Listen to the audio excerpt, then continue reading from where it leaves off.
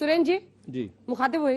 हाय हाय क्या बात है। सब कह रहे हैं कि भाई कौन ऐसे बोलेगा, क्यों ऐसा नारा, और ऐसा नारा आप कह रहे थे साउथ इंडिया वाले, मतलब आचार्य जी, अंजना जी, इस तरह का नारा साउथ इंडिया वाले कहाँ से मतलब जानेंगे? अंजना जी अब मैं सवाल पूछ रही है, आचार्य जी वाला उनसे जवाब मांग रही हैं। नहीं हम आपसे सारी चीजें, आचार्य जी का भी जवाब देता हूं, कोई दिक्कत वाली बात। आचार्य जी हमारे राजगुरु हैं। 3-4 चीजें हमारे दोस्तों ने पूछी। सबसे पहले तो आप कहते हैं कि कब्र खुदेगी या ये होगा, तो हमने पहले ही कह दिया कि वो नारा गलत था और उसको रोका। सुरजेवाला जी ने नारा 2 बार में बंद हो गया। इसके बाद वो मुद्दा अगर किसी ने जिंदा किया है तो नरेंद्र मोदी जी ने जिंदा किया है, भारतीय जनता पार्टी ने जिंदा किया है। चूंकि उस मुद्दे से वो लोग जो हैं, कब्र खुदने से वो लोग वोट की फसल काटना चाहते हैं और वो कहते हैं कब्र खुदने के बाद कमल खिलता है। हमें तो कीचड़ में लगता है। तो आज की डेट में हमारे ऊपर ओनस नहीं है, प्रधानमंत्री जी को जवाब देना होगा कि कब्र खुदने से क्या कमल खिलता है या सब्र का फल मीठा होता है, ये बताना पड़ेगा। हमने तो कह दिया वो नारा गलत था। और रही बात नारों की, तो नारे आचार्य जी भी जानते हैं और शायद सुधांशु जी भी जानेंगे कि इंदिरा जी को 75 से लेकर के और 79 तक क्या क्या कहा गया। गली गली में झंडी है और इंदिरा गांधी को क्या कहा गया, ये बात आचार्य जी भी जानते हैं और ये बात सुधांशु जी भी जानते हैं। और इन्हीं भाजपा के लोगों ने कहा कि गली गली में झंडी है और इंदिरा गांधी की क्या बात कर। हमने तो कहीं FIR नहीं कराई, हमने तो कहीं कभी नहीं कहा। हमने तो 70 सालों में आपको नहीं, इमरजेंसी के बाद की बात कर रहा हूं, इमरजेंसी के बाद की बात कर रहा हूं, मणिराम के चुनाव की बात कर रहा हूं। और मणिराम के चुनाव में अटल बिहारी जी मंच पर थे, उसकी बात कर रहा हूं। सुधांशु जी, गोरखपुर की रैली थी, नागा साधुओं को आपने बैठा दिया था, बिल्कुल 500 नागा साधुओं को नंगा बैठा दिया था जहां इंदिरा गांधी जी उतर रही थी। तब इंदिरा जी ने कहा था कि मुझे नहीं पता था कि गोरखपुर के लोग मेरा ऐसा अपनी बेटी को इस तरीके से बुलाएंगे। आप देखती, उस दृश्य को देख नहीं सकती थी। यह भारतीय जनता पार्टी के लोगों का है। हमने FIR नहीं कराई। राजनीति में शुचिता होती है, राजनीति में ये सारी बातें अपने लाभ के लिए नरेंद्र मोदी जी जैसे लोग ही इस्तेमाल कर सकते हैं, हम लोग नहीं इस्तेमाल करते। तो नारा गलत, लेकिन जिस तरीके से इस तरीके का जो वो विमर्श किया गया वो बात। दूसरी बात आप आ जाइए सरकार की बात।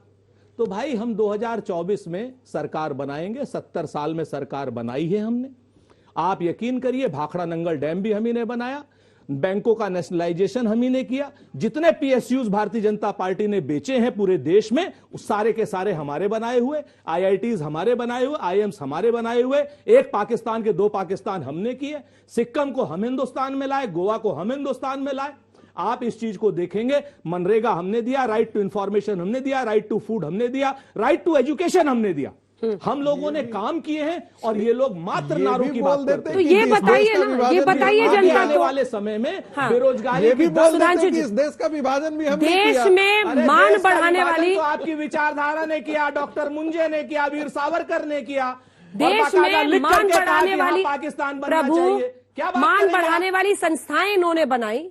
अपमान को आप अपना मान बढ़ाने के लिए, चूंकि आपको महंगाई बेरोजगारी से भटकाना है, इसीलिए अपमान का मुद्दा उठाना है। मैं महंगाई बेरोजगारी पे उत्तर दे देता हूं। अब अटल जी से लेके मोदी जी के दौर तक 14 साल हमारी सरकार रह चुकी है और जाके चेक कर लीजिए, इन 14 सालों में हमेशा केवल 2020 कोविड के दौर को छोड़कर हमेशा रेट ऑफ इन्फ्लेशन नीचे और रेट ऑफ ग्रोथ ऊपर। रेट इनकी 50 साल में केवल 2006-7 का दौर छोड़ के हमेशा रेट ऑफ ग्रोथ नीचे और रेट ऑफ इन्फ्लेशन ऊपर। और कितना ऊपर, याद करिए, हमारा मजाक उड़ाया जाता था 1980 के दशक में, भारत की तो 2% ग्रोथ रेट रहेगी, जिसे हिंदू ग्रोथ रेट कहते थे। और उस जमाने में याद करिए 10-10, 12-12% रेट ऑफ इन्फ्लेशन। और इतना ही नहीं, आज पाकिस्तान में 27% है ना रेट ऑफ इन्फ्लेशन, भारत में 1974 में 27% थी।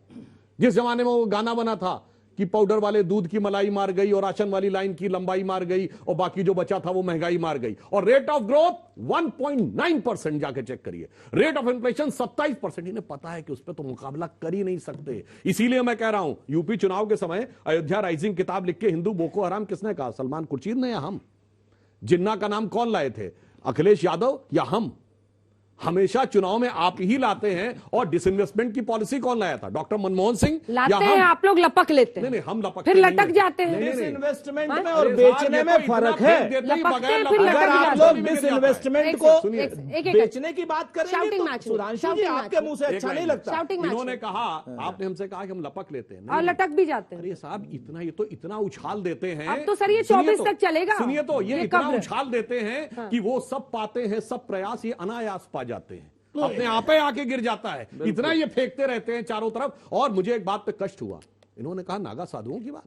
अरे 7 नवंबर 1966 को गोरक्षा के लिए आए हुए संतों पे गोलियां चलवाई थी इंदिरा गांधी ने, और सैकड़ों संत मारे गए थे। और फिर से मेरा बातें नहीं कहना चाहता हूं। कितने मारे गए थे इस पर फिर से आपत्ति अरे है। भाई, आप झूठ बोलते हैं ये लोग। मतलब मारे नहीं गए थे, झूठ बोलते मारे हैं नहीं ये गए लोग। थे। कैसे मरे थे, क्या और बात है, कैसे सीधे कितनी गोलियां चली थी। और और मैं मैं इसको एक- जरा एक एक बार टेक्निकल जांच बात- पे उठाइए। संसद क्या के है? आगे- ये संसद के आगे यूनिवर्सिटी गोली के लोग चली आ थी जाते हैं। और भाई, क्या साधु बात कर मारे रहे गए हैं? थे।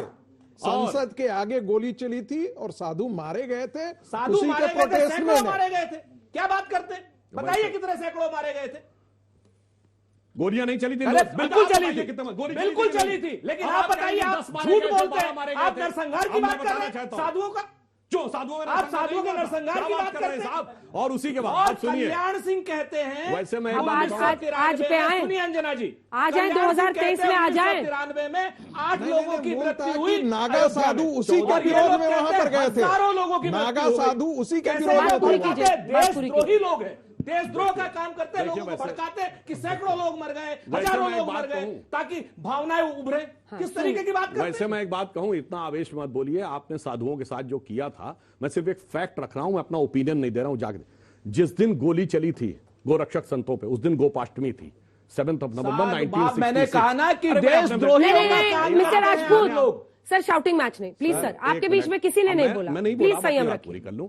और जिस दिन इंदिरा जी की दुखद हत्या हुई 31 अक्टूबर 1984, उस दिन भी जाके देख लीजिएगा, गोपाष्टमी थी। अब बाकी आप लोग स्वयं तय करिए देखिए। कि किसका क्या था। ये जाके चेक कर लीजिएगा। हाँ, एक बात कह दूं, जो एक बच्ची ने पूछा था कि कब्र या भस्म एक ही बराबर बात है। नहीं साहब, जब मास टू मास कन्वर्जन होता था, ये 19वीं सदी की बात है साइंस की, जब मास कंजर्वेशन ऑफ मास था। अब E = mc² आया, यानी अब एनर्जी कन्वर्ट्स इनटू मास, और मास भी एनर्जी से बनता है। इसलिए अंततः एक बात बताएं, अंततः एक दिन तो पृथ्वी भी भस्म हो जानी है।